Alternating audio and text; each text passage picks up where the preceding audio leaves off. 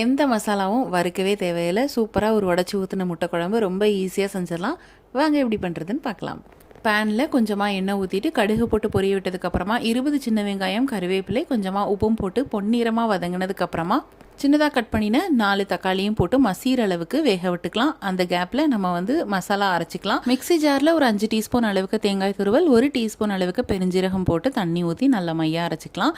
இப்போ தக்காளி நல்லாவே மசிஞ்சிருச்சு. இதில் 3 டீஸ்பூன் அளவுக்கு குழம்பு பொடி போட்டுக்கலாம். 1 டீஸ்பூன் அளவுக்கு காஷ்மீரி சில்லி பவுடரும் போட்டு எண்ணெயிலேயே 1 நிமிஷத்துக்கு நல்லா வதக்கி எடுத்துக்கலாம். அப்போ தான் நல்ல குழம்பு ப்ரௌனிஷாக வரும்.